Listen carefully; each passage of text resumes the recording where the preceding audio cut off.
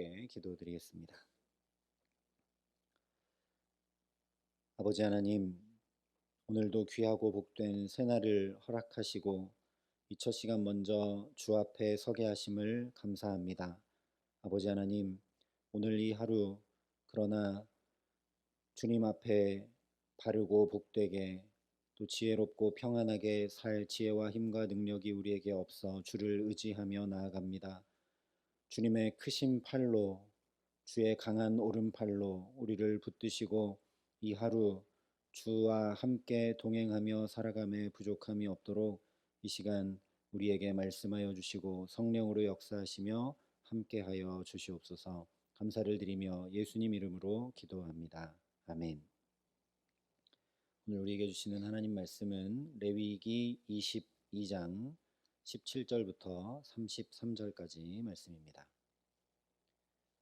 레위기 22장 17절부터 33절까지 말씀입니다.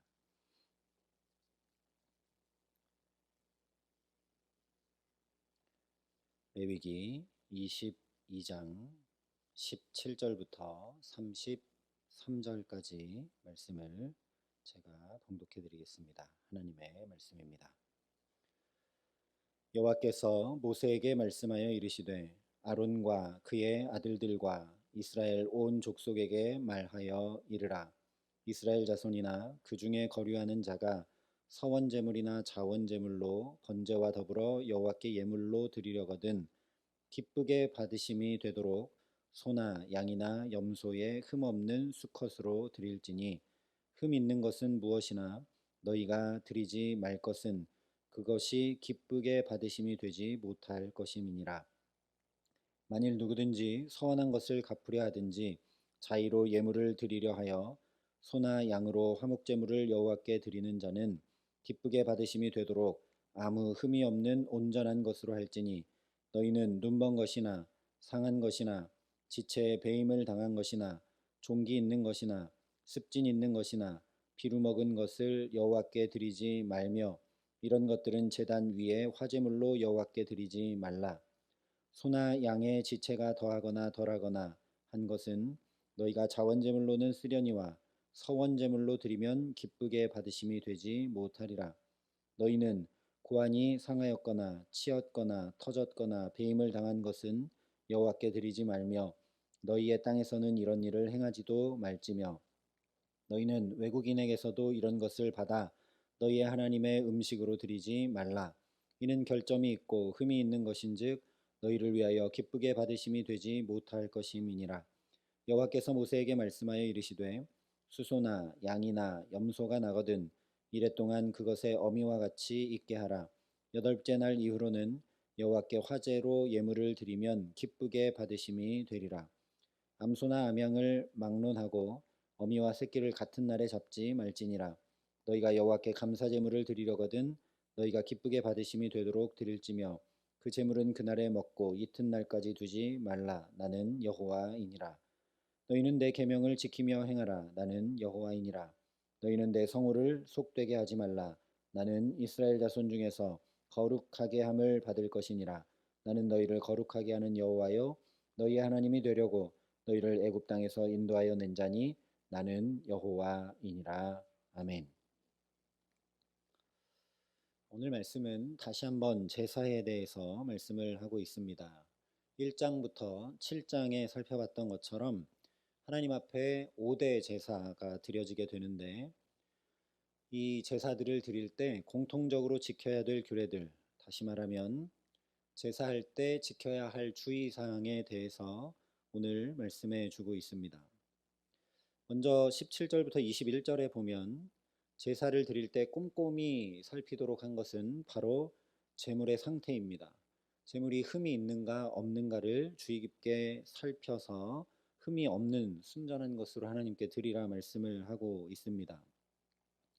19절에도 소나 양이나 염소의 흠 없는 수컷으로 드리라고 하셨고 21절에도 아무 흠이 없는 온전한 것으로 드리라 말씀을 합니다.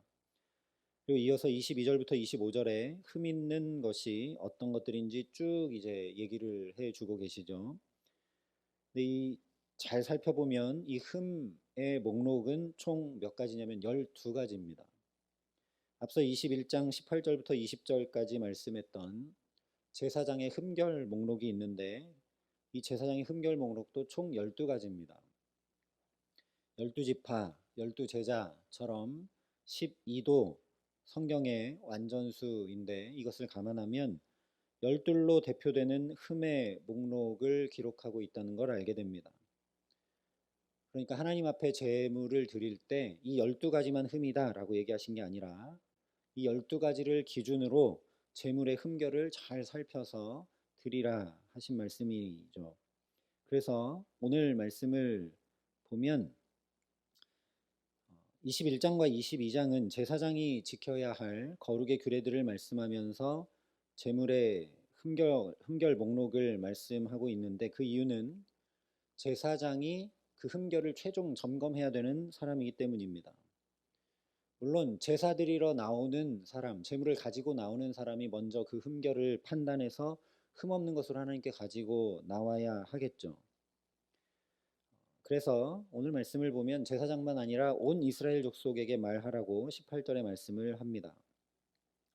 그렇다 하더라도 제물을 들고 하나님 앞에 제사하러 나오는 예배자가 그 흠을 발견하지 못할 수도 있고 또 성소까지 그 제물을 끌고 이렇게 나오는 동안 어떤 흠이 제물에 발생할 수도 있기 때문에 결국 제사장이 최종 점검을 할 수밖에 없는 것이죠. 근데 이 말씀과 관련해서 신명기 14장에 보면 이런 말씀을 하고 있습니다. 그러나 내 하나님 여호와께서 자기의 이름을 두시려고 택하신 곳이 내게서 너무 멀고 행로가 어려워서 내 하나님 여호와께서 그 풍부히 주신 것을 가지고 갈 수 없거든 그것을 돈으로 바꾸어 그 돈을 싸가지고 내 하나님 여호와께서 택하신 곳으로 가서 내 마음에 원하는 모든 것을 그 돈으로 사되 소나 양이나 포도주나 독주 등 내 마음에 원하는 모든 것을 구하고 거기 내 하나님 여호와 앞에서 너와 내 권속이 함께 먹고 즐거워할 것이며 라고 말씀을 합니다. 제사를 드리러 나가야 되는데 길이 멀고 특별히 그 길이 험한 경우에 재물을 이렇게 가지고 가다 보면 재물이 상할 수 있겠죠. 오늘날처럼 운송수단이 좋거나 길이 좋거나 하지 않기 때문에 그런 경우에는 하나님 앞에 재물을 들고 갈 때 재물을 가져가기 어렵기 때문에 돈을 가지고 가서 제사 드리러 간 그 자리에서 돈으로 재물을 사서 제사하라 말씀을 합니다. 왜냐하면 이스라엘 백성들은 예루살렘에 올라가 제사하게 되어 있는데 각처에서 예루살렘으로 올라갈 때 그 길이 험하고 또 길이 멀기 때문에 이 돈으로 예루살렘에 가서 제물을 사서 제사드리라 말씀하는 것이죠. 이런 규례가 없으면 아마 예루살렘 성 안에 있는 사람들 외에는 아무도 제사하지 못할 것입니다. 그래서 이런 규례를 오늘 말씀의 규례를 확장해서 신명기에 말씀을 해주고 있는 것이죠. 그래서 이 규례를 따라서 예수님 당시에 성전에서 제물을 사고 파는 일이 실제로 행해졌다는 걸 우리가 복음서에서 보게 됩니다. 물론 오늘 레위기 말씀과 또 신명기 말씀에 따라서 제물을 들고 오다 흠이 생기게 되면 제사할 수 없게 되기 때문에 그것을 보완한다는 의미에서 성전에서 제물을 파는 건 아무 문제가 없습니다. 그러나 예수님께서 이것을 아주 심각한 문제로 여기셨죠. 요한복음 2장에 이렇게 말씀을 했습니다. 성전 안에서 소와 양과 비둘기 파는 사람들과 돈 바꾸는 사람들이 앉아 있는 것을 보시고 노끈으로 채찍을 만드사 양이나 소를 다 성전에서 내쫓으시고 돈 바꾸는 사람들의 돈을 쏟으시며 상을 엎으시고 비둘기 파는 사람들에게 이르시되 이것을 여기서 가져가라. 내 아버지의 집으로 장사하는 집을 만들지 말라. 예수님께서 친히 채찍을 만드셔서 내쫓으시고 또 상을 엎으실 만큼 좀처럼 보기 어려운 예수님의 모습을 보게 됩니다. 심지어 마가복음 11장에 보면 너희가 강도의 소굴을 만들었다라고 심하게 책망하십니다. 이유는 두 가지 때문이죠. 성전을 책임지고 제사를 관장하여서 이스라엘 백성들의 거룩을 세워가야 될 제사장들, 종교 지도자들이 성전에서 제사를 드리러 나오는 이스라엘 백성들이 가져온 그 순결한 제물도 이건 안 된다, 이거 흠이 있다라고 속이고, 그래서 자기들이 팔려고 준비해 놓은 순결한 제물을 매우 비싼 값에 팔아서 엄청난 이득을 남기는 일, 말 그대로 강도의 소굴을 만들었기 때문입니다. 또 다른 하나는 제물을 정성스럽게 준비해서 하나님 앞에 나와야 할 백성들이 마음은 담지 않고 그냥 편의를 따라 성전을 그야말로 장사하는 집으로 만들어 버렸기 때문입니다. 한 가지로 정리해 보자면 오늘 레위기에서 하나님께서 왜 이렇게 흠없는 제물로 바치라 하셨는지 그 중심을 모두 다 잃어버렸기 때문이라는 말씀이죠. 이 중심을 잃게 되자 성전에서 흠없는 제물을 하나님께 드려야 된다라는 겉모양만 남고 그저 모두 인간의 편의와 이득을 취하는 수단으로 변질되어 버리고 말게 됩니다. 우리 인간의 연약함이고 우리 인간의 악함이죠. 좋은 방법을 가르쳐줘도 꼭 그것을 악용하게 되는 것이 인간의 악함과 연약함입니다. 그래서 정말 놀라운 것은 하나님께서 이런 인간의 연약함을 잘 아시고 처음부터 오늘 레위기 말씀부터 기쁘게 받으심이 되도록 드려라 말씀해 주셨다는 사실입니다. 19절, 21절, 27절, 29절의 네 번은 기쁘게 받으심이 되도록 드려라 라는 긍정의 표현으로, 또 20절, 23절, 25절 세 번은 기쁘게 받으심이 되지 못한다 라는 부정의 표현을 통해서 총 7번 반복하고 강조하고 또 강조해서 말씀해 주고 계십니다.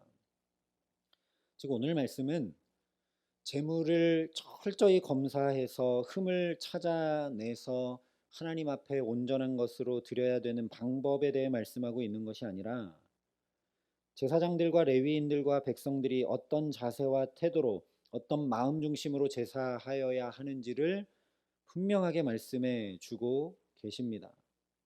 흠결의 문제가 아니라 하나님께 기쁘게 받으심이 되도록 드리냐 아니냐의 문제라는 것이죠. 그래서 오늘 말씀을 보면 특별히 화목제물 중에 자원하여 드리는 경우는 약간 흠이 있는 걸 드려도 하나님께 기쁘게 받으심이 된다고 말씀해 주고 있습니다. 하나님께 기쁘게 받으시도록 구별하여 거룩하게 준비하고 흠이 있는지 없는지 살펴야 하는 것이지 그저 문자를 지켜 행하는 것이 아니라는 말씀입니다.